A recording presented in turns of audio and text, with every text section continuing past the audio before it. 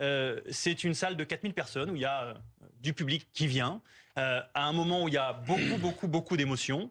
Il y a eu quelques personnes qui visiblement ont hué le nom du président de la République. Quelques personnes, non, beaucoup. Non, je tiens à dire quelques personnes parce qu'il faut remettre les choses. Vous les quantifiez à combien? Mais je veux dire, ça doit être quelques personnes, quelques dizaines de personnes sur 4000 personnes dans la salle. Donc il faut quand même remettre les choses en perspective. La France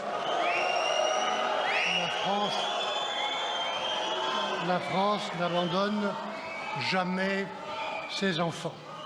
Vous pouvez compter sur le président de la République, sur le Premier ministre, Donc ça veut dire que la salle, ensemble, soutient quand même le président de la République. La salle est respectueuse des institutions républicaines. Je fais fermer, Madame Hassan. Attendez, trop facile. Madame Hassan, une seconde. Qui sont relayés sur votre chaîne. Vous avez un porte-parole d'une armée génocidaire qui vous félicite du traitement du sujet. Non, une seconde, parce que vous dites vous aurez... J'ai pas beaucoup de temps, je vais répondre à votre question. Non, sinon je coupe, on arrête Vous aurez des l'interview. comptes à rendre, tous les médias, ça veut dire quoi des comptes à rendre? Des comptes à rendre devant. Le CRIF est une institution qui s'inscrit dans la République. On a évidemment le plus grand respect pour le président de la République et pour sa fonction. On a eu des désaccords publics ces derniers jours par rapport à ce qu'ont été ces déclarations, notamment samedi. Mais effectivement, dans la salle, il y a eu quelques chahuts au moment où son nom a été prononcé par le Premier ministre. Deux jours plus tôt. J'insiste sur un point, c'est quelques personnes, quelques dizaines de personnes sur 4000 spectateurs qui sont présents dans la salle. Et je ne voudrais pas qu'on réduise ce qui s'est passé hier. Et c'est du jamais vu lors d'un rassemblement du CRIF.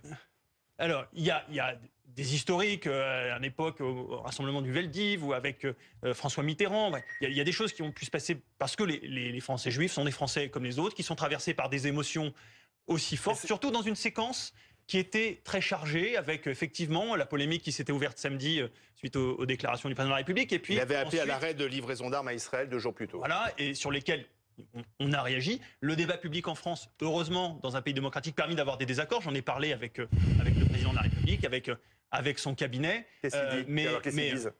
Il y a de fait une différence de ligne sur le sujet, mais ça fait partie de la vie démocratique qui est ce pluralisme. Mais moi, ce qui m'a embêté, c'est qu'effectivement, on réduise la cérémonie d'hier, qui était d'abord et avant tout un temps de recueillement, à cet épiphénomène qui a été... Il n'y avait pas que du recueillement. Non, mais cette colère, elle dit quelque chose. Cette colère, elle est même politique, j'ai envie de dire. Bien sûr.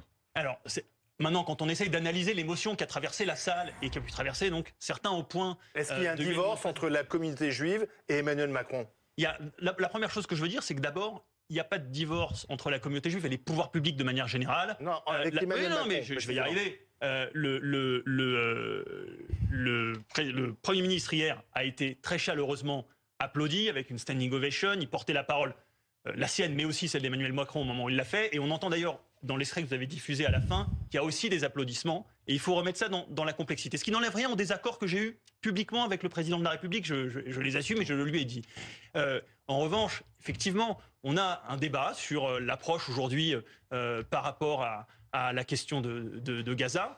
Là aussi, il faut être complet.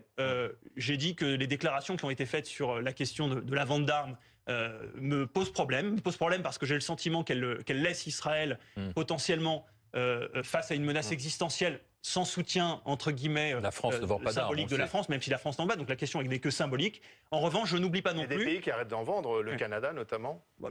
Voilà, mais je n'oublie pas non plus, pour être complet et complexe, comme je vous le disais en introduction, que la France a aussi participé, pour être complet, à la défense face à l'attaque iranienne et que le président est impliqué sur la question de la libération des otages, on le sait. Donc...